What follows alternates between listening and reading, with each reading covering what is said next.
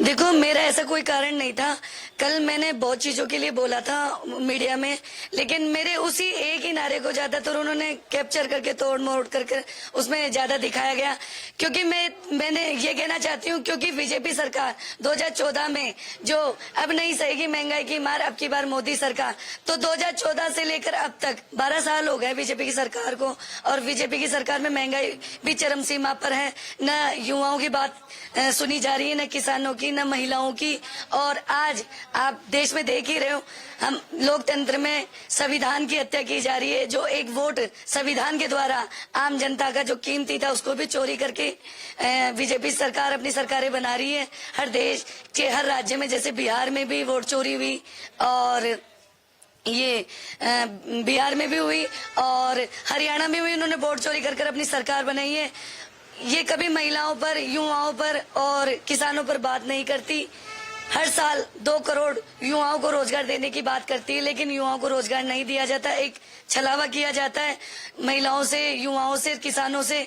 तो आपने कल देखा भी होगा रैली में कितने देश के हर कोने से लाखों की संख्या में लोग आए थे, और उन्होंने राहुल गांधी जी ने जो नारा दिया, वोट चोर गद्दी छोड़, उसमें राहुल गांधी जी के हाथ मजबूत करने आए थे।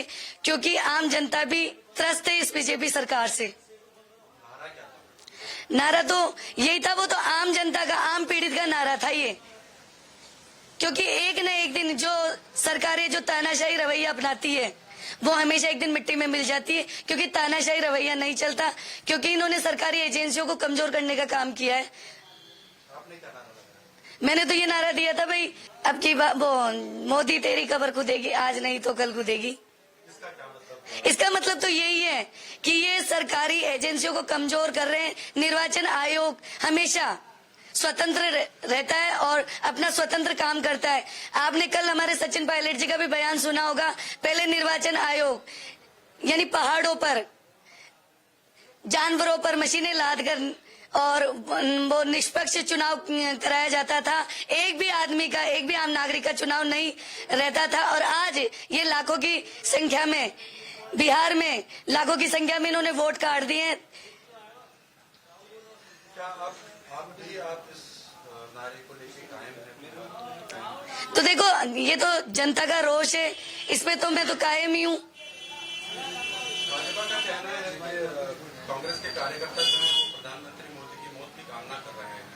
देखो, मौत की कामना तो कोई नहीं करता, लेकिन जो इन्होंने तानाशाही रवैया अपना रखा है, हम तो उसके खिलाफ हैं। ये अपना तानाशाही रवैया छोड़ दे। हमारे महात्मा गांधी जी भी तो सत्य पर चलने की, हमारी कांग्रेस पार्टी हमेशा गरीबों के साथ रही है, आम जनता के साथ रही है। जो तानाशाही रवैया अपनाता है वो हमेशा एक दिन मिट्टी में मिल जाता है।